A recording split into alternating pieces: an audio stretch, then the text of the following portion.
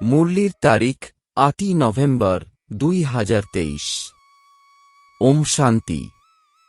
মধুবন থেকে বাপদাদা বলছেন, মিষ্টি বাচ্চারা, দেহ সহ এই সব কিছুই শেষ হয়ে যাবে, তাই তোমাদের পুরনো দুনিয়ার সংবাদ শোনার প্রয়োজন নেই। তোমরা বাবা আর অবিনাশী উত্তরাধিকারকে স্মরণ করো। প্রশ্ন: শ্রীমতের বিষয়ে কোন গায়ন রয়েছে? শ্রীমত অনুসরণকারীদের লক্ষণ কি হবে? উত্তর: শ্রীমতের জন্য গায়ন রয়েছে, যা খাওয়াবে, যা পড়াবে, যেখানে বসাবে, সেটাই করব। শ্রীমত অনুসারে চলা বাচ্চারা বাবার প্রতিটি আজ্ঞা পালন করে। তাদের দ্বারা সর্বদা শ্রেষ্ঠ কর্মই হয়। তাদের ঠিক আর ভুল বোঝার ক্ষমতা আছে। গীত: বনমালী রে বাঁচার আশাই হল তোমার নাম রে। ওম শান্তি। এই গীত কার? বাচ্চাদের। কোনো গীত এমনও হয় যেখানে বাবা বাচ্চাদের বোঝান, কিন্তু এই গানে বাচ্চারা বলে যে বাবা, এখন তো আমরা বুঝেছি, কিন্তু দুনিয়া এ কথা জানে না যে কেমন করে এই দুনিয়া মিথ্যা, এই বন্ধন মিথ্যা। এখানে সবাই দুঃখী, তাই তো ঈশ্বরকে স্মরণ করে। সত্যযুগে তো ঈশ্বরের সঙ্গে মিলনের কোনো কথাই নেই। এখানে দুঃখ আছে, তাই আত্মাদের স্মরণে থাকে, কিন্তু ড্রামা অনুসারে বাবা তখনই মিলিত হন যখন তিনি স্বয়ং আসেন। বাকি আর যা কিছু পুরুষার্থ করে তা সবই ব্যর্থ, কারণ ঈশ্বরকে সর্বব্যাপী মনে করে, ঈশ্বরের পথের দিশা ভুল দেখায়। যদি বলে যে ঈশ্বর আর তাঁর রচনার আদি, মধ্য, অন্তকে আমরা জানি না, তো তাদের এ কথা বলা সত্য। পূর্বে ঋষি, মুনি ইত্যাদিরা সত্য বলত, সেই সময় দুনিয়া মিথ্যা, এ কথা বলা যাবে না। মিথ্যা দুনিয়া নরক, কলিযুগের অন্তকে বলা হয়। সঙ্গমেই বলা হবে, এটা হল নরক আর ওটা হল স্বর্গ। এমন নয় যে দাপরকে নরক বলা হয়। সেই সময় তবুও রজপ্রধান বুদ্ধি ছিল। এখন তো সপ্তম প্রধান। তাই হেল অর্থাৎ নরক আর হেভেন অর্থাৎ স্বর্গ সঙ্গমেই লেখা হবে। আজ হেল তো কাল হেভেন হবে। এ কথাও বাবা এসেই বোঝান। দুনিয়া জানে না যে এই সময়ই হল কলিযুগের অন্তিম সময়। সবাই নিজের নিজের হিসাব কিতাব চুক্ত করে শেষে শত প্রধান হয়ে যায়, পুনরায় শত, রজ, তমতে আসতেই হয়। যাদের ১-২ জন্মের পার্ট থাকে তারাও শত, রজ, তমতে আসে। তাদের পার্টই কম থাকে। এ কথা বুঝতে হলে অনেক বড় সমঝদার হতে হবে। দুনিয়ায় তো অনেক মতের মানুষ আছে। সবাই তো আর একই মতের হয় না। প্রত্যেকেরই নিজের নিজের ধর্ম রয়েছে, নিজের নিজের মতো রয়েছে। বাবার অকুপেশন আলাদা, প্রত্যেক আত্মারই আলাদা, ধর্ম আলাদা, তাই তাদের বোঝানোর রীতিও আলাদা হওয়া উচিত। নাম, রূপ, দেশ, কাল সকলেরই আলাদা। দেখা যায় যে এই ধর্ম এই ব্যক্তির। হিন্দু ধর্ম তো সকলেই বলে, কিন্তু তার মধ্যেও সবাই ভিন্ন ভিন্ন হয়। কেউ আর্য সমাজের, কেউ সন্ন্যাসী, কেউ ব্রাহ্ম সমাজের সন্ন্যাসী ইত্যাদি যারাই রয়েছে তারা সবাই হিন্দু ধর্মকে মান্য করে।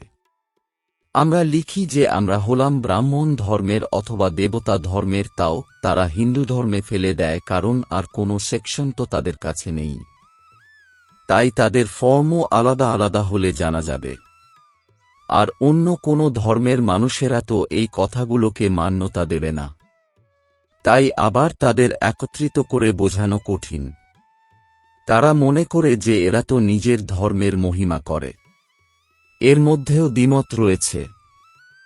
যে বাচ্চারা বোঝায় তারাও নম্বরের ক্রমানুসারেই হয়। সবাই তো এক সমান হয় না, তাই মহারথীদের ডাকতে হয়। বাবা বোঝান, আমাকে স্মরণ করো, আমার শ্রীমতে চলো। এতে প্রেরণা ইত্যাদির কোনো ব্যাপার নেই।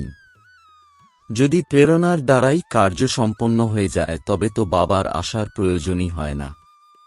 শিব বাবা তো এখানেই রয়েছে। তাহলে তাদের প্রেরণার কি প্রয়োজন? এখানে তো শুধু বাবার মতানুসারেই চলতে হয়।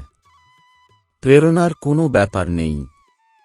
কোনো সন্দেশী সন্দেশ অর্থাৎ খবর নিয়ে আসে, তাতেও অনেক মিক্স হয়ে যায়। সন্দেশীরাও তো সব একই রকমের হয় না।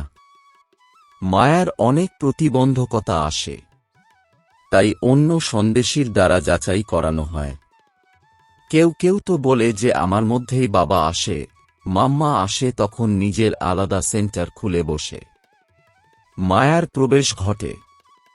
এ হলো অনেক বোঝার মতো বিষয়। বাচ্চাদের অনেক সেন্সিবল হওয়া উচিত। যারা সার্ভিসেবল অর্থাৎ সেবাধারী বাচ্চা, একমাত্র তারাই এই কথা বুঝতে পারবে। যারা শ্রীমতে চলে না, তারা এই কথা বুঝতেই পারবে না। শ্রীমতের জন্য গায়ন আছে যে, তুমি যা খাওয়াবে, যা পড়াবে, যেখানে বসাবে, তাই করব।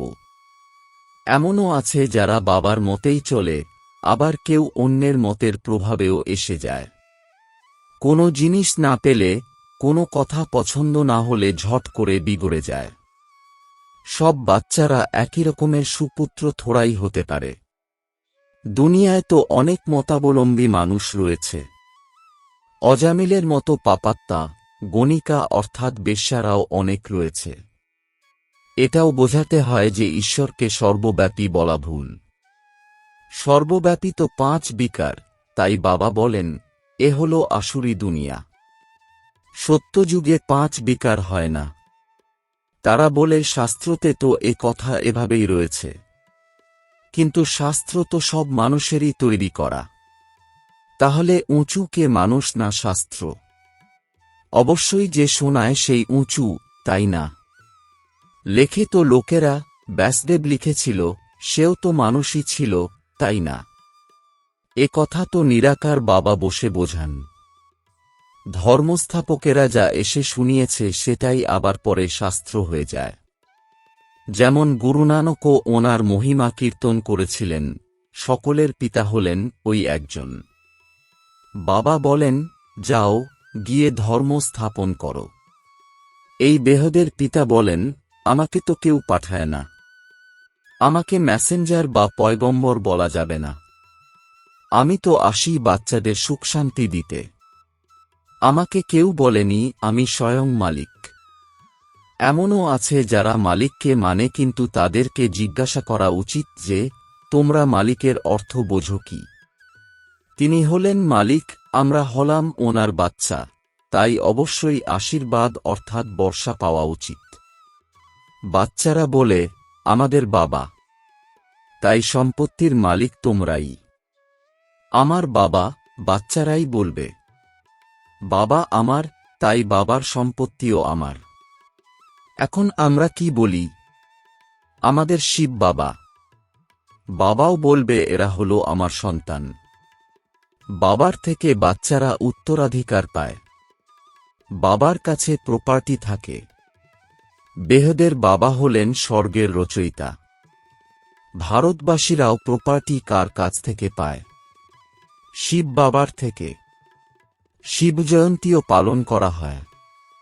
শিব জয়ন্তীর পর আবার কৃষ্ণ জয়ন্তী, তারপর আবার রাম জয়ন্তী। ব্যাস, মাম্মা বাবার জয়ন্তী বা জগদম্বার জয়ন্তীর তো কেউ গায়ন করে না। শিব জয়ন্তীর পর আবার রাধাকৃষ্ণের জয়ন্তী, আবার রাম সীতার জয়ন্তী। যখন শিব বাবা আসেন তখনই শূদ্র রাজ্যের বিনাশ হয়। এই রহস্য কেউ বোঝে না। বাবা বসে বোঝান। তিনি অবশ্যই আসেন। বাবাকে কেন ডাকা হয়? শ্রীকৃষ্ণপুরী স্থাপন করার জন্য। তোমরা জানো যে শিবজয়ন্তী অবশ্যই হয়। শিব বাবা নলেজ দিচ্ছেন। আদি সনাতন দেবী দেবতা ধর্মের স্থাপনা হচ্ছে। শিব জয়ন্তী হল সর্বাপেক্ষা বড় জয়ন্তী। তারপর হল ব্রহ্মা, বিষ্ণু, শঙ্কর। আর এখন প্রজাপিতা ব্রহ্মা তো মনুষ্য সৃষ্টিতে আছেন। রচনায় আবার মুখ্য হল লক্ষ্মীনারায়ণ। তাহলে শিব হলেন মাতাপিতা, আবার মাতাপিতা ব্রহ্মা জগদম্বাও এসে যায়। এ হল বোঝার ও ধারণ করার মতো বিষয়। সর্বপ্রথমে বোঝানো হয়, বাবা পরমপিতা পরমাত্মা আসেন পতিতদের পবিত্র অর্থাৎ পাবন বানাতে। তিনি যদি নাম রূপ থেকে পৃথক থাকেন তবে তাঁর জয়ন্তী কেমন করে হতে পারে? গডকে ফাদার বলা হয়। ফাদারকে তো সবাই মান্যতা দেয়। নিরাকার তো হল আত্মা আর পরমাত্মা।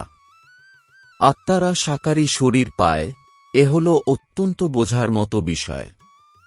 যারা শাস্ত্র ইত্যাদি কিছুই পড়েনি তাদের কাছে এ হল আরও সহজ। আত্মাদের পিতা হলেন তিনি, পরমপিতা পরমাত্মা, যিনি স্বর্গ স্থাপন করেন। স্বর্গে হয় রাজত্ব, তাহলে তাকে অবশ্যই সঙ্গমে আসতে হয়। সত্যযুগে তো আসতে পারবে না। ওখানে হল প্রালব্ধ, 21 জন্মের আশীর্বাদ সঙ্গমেই প্রাপ্ত করে। এই সঙ্গম যুগ হল ব্রাহ্মণদের। ব্রাহ্মণ হল শিখা অর্থাৎ টিকি, তারপর দেবতাদের যুগ। প্রত্যেক যুগ 1250 বর্ষের হয়। এখনই 3 ধর্মের স্থাপনা হয়, ব্রাহ্মণ, দেবতা, ক্ষত্রিয়। কারণ এরপর আধাকল্প কোনো ধর্মই থাকে না। সূর্যবংশীয়, চন্দ্রবংশীয়রা পূজ্য ছিল, তারপর আবার পূজারী হয়ে যায়। ওই ব্রাহ্মণ তো অনেক প্রকারের হয়। এখন তোমরা ভালো কর্ম করছো, যার ফলে পুনরায় সত্যযুগে এর প্রালব্ধ পাবে। বাবা ভালো কর্ম শেখান। তোমরা জানো যে আমরা শ্রীমত অনুসারে যেমন কর্ম করব, অন্যদের নিজের সমান বানাবো, তেমনই তার প্রালব্ধ পাব। এখন সমগ্র রাজধানী স্থাপন হচ্ছে। আদি সনাতন দেবী দেবতা ধর্মের রাজধানী স্থাপন হচ্ছে। এখানে তো হল প্রজার উপর প্রজার রাজ্য। পঞ্চায়েতি রাজ্য, অনেকের পঞ্চ গ্রুপ হয়, আবার 5 সদস্যেরও পঞ্চ হয়। এখানে তো সব অনেক পঞ্চের অর্থাৎ গ্রুপের হয়। তাও আজ আছে তো কাল নেই। আজ মন্ত্রী তো কাল গদি থেকে নামিয়ে দেয়। এগ্রিমেন্ট করে আবার ক্যান্সেল করে দেয়। এ হল অল্পকালের ক্ষণভঙ্গুর রাজ্য। কাউকে নামিয়ে দিতে দেরি করে না। কত বড় দুনিয়া! সংবাদপত্র থেকে কিছু না কিছু জানাই যায়। এত সব সংবাদপত্র তো কেউ পড়তে পারে না। আমাদের এই দুনিয়ার খবরের কোনো প্রয়োজনই নেই। এটা তো জানো যে দেহসহ এই দুনিয়ার সব কিছুই শেষ হয়ে যাবে। বাবা বলেন, শুধুমাত্র আমাকেই স্মরণ করো, তাহলেই তোমরা আমার কাছে চলে আসবে। মৃত্যুর পরে সব সাক্ষাৎকার হবে। আত্মা আবার শরীর ছেড়ে ঘুরে বেড়ায়। সেই সময়ও হিসাবপত্র ভোগ করতে পারে। সবই সাক্ষাৎকার হয়। ভিতরে ভিতরে সাক্ষাৎকার করে কর্মভোগ ভোগে অত্যন্ত অনুশোচনা হয় যে আমরা অকারণে এমন করেছি। অনুতপ্ত হয়, তাই না? যদি কেউ জেলবার্ড হয়, অর্থাৎ বারে বারে জেলে যায় আর বেরোয়, সে বলে যে জেলে ভোজন তো পাওয়া যাবে, অর্থাৎ যেন শুধু ভোজন করাই কাজ। তারা মানসম্মানের কোনো পরোয়াই করে না।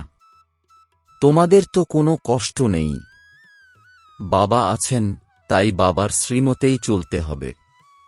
আবার এমনও নয় যে তিনি কাউকে দুঃখ দেবেন। তিনি হলেনই সুখদাতা। আজ্ঞাকারী। বাচ্চারা তো বলে, বাবা তুমি যা ডাইরেকশন দেবে তোমার সাথেই বসব। এ কথা শিব বাবার উদ্দেশ্যে গাওয়া হয়। ভগীরথ বা নন্দীগণ নাম বিখ্যাত। লিখিত আছে যে মাতাদের মস্তকে কলস অর্থাৎ জ্ঞান রাখা হয়েছে, তাই না? ওরা আবার গরুকে দেখায়। কি কি গল্পকথা বানিয়ে দিয়েছে। এই দুনিয়ায় তো কেউ এভার হেলদি অর্থাৎ সদা সুস্থ হতে পারে না। অনেক প্রকারের রোগ আছে। ওখানে কোনো রোগ নেই, না কখনো অকাল মৃত্যু হয়। সঠিক সময়েই সাক্ষাৎকার হয়। বৃদ্ধরা তো খুশি হয়। যখন বৃদ্ধ হয় তখন খুশি মনে শরীর ছাড়ে। সাক্ষাৎকার হয় যে আমি গিয়ে ছোট বাচ্চা হব। এখন তোমাদের যুবাদেরও এই খুশি রয়েছে যে আমরা গিয়ে প্রিন্স হব।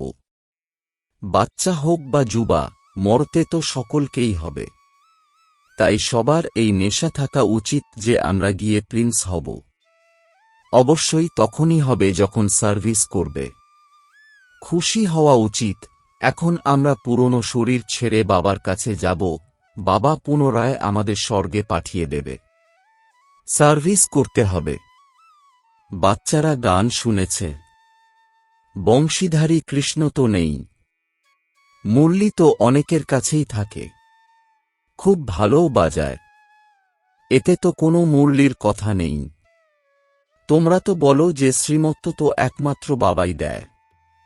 শ্রীকৃষ্ণের কাছে তো এই নলেজ ছিল না। এই সহজ রাজযোগ আর জ্ঞান তাঁর কাছে ছিলই না। তিনি অর্থাৎ শ্রীকৃষ্ণ রাজযোগ শেখাননি। তিনি তো রাজযোগ শিখেছেন বাবার কাছে। কত বড় গুহ্য কথা! যতক্ষণ পর্যন্ত না কেউ বাচ্চা হবে ততক্ষণ পর্যন্ত বুঝতে পারবে না, আর এতে আবার শ্রীমতে চলারও কথা রয়েছে। নিজের মতে চললে থোড়াই উচ্চ পথ পাবে। বাবাকে যে জানে সে বাবার পরিচয় অন্যদেরকেও দেবে।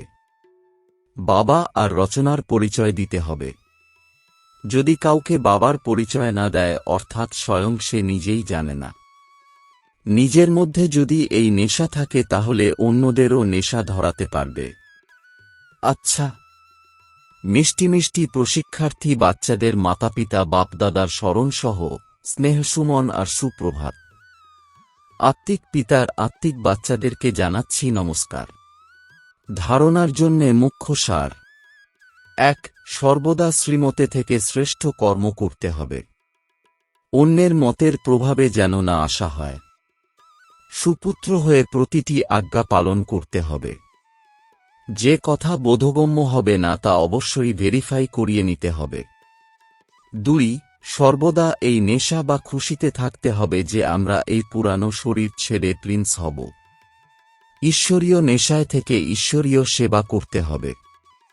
বরদান: নিন্দককেও নিজের মিত্র মনে করে সম্মান প্রদানকারী ব্রহ্মা বাবার সমান মাস্টার রচয়িতা ভব। এর বিস্তার: ব্রহ্মা বাবা যেমন নিজেকে বিশ্ব সেবাধারী মনে করে প্রত্যেককে সম্মান দিয়েছেন, সদা মামেকম সলাম করেছেন, এই রকম কখনোই ভাবেননি যে কেউ আমাকে সম্মান দিলে তবেই আমি তাকে সম্মান দেব। নিন্দককেও নিজের মিত্র মনে করে সম্মান দিয়েছেন, সেই রকম ফলো ফাদার করো। কেবল যে সম্মান দিল তাকেই নিজের মনে করো না, যে গালি দিচ্ছে তাকেও নিজের মনে করে সম্মান দাও। কেননা সম্পূর্ণ দুনিয়াই হল তোমাদের পরিবার। সকল আত্মাদের অর্থাৎ বৃক্ষের কাণ্ড হলে তোমরা ব্রাহ্মণরা। সেই জন্য নিজেকে মাস্টার রচয়িতা মনে করে সকলকে সম্মান দাও, তাহলেই দেবতা হতে পারবে। স্লোগান: মায়াকে সর্বদার জন্য যারা বিদায় দিয়ে দেয় তারাই বাবার ধন্যবাদের পাত্র হয়। ওম শান্তি।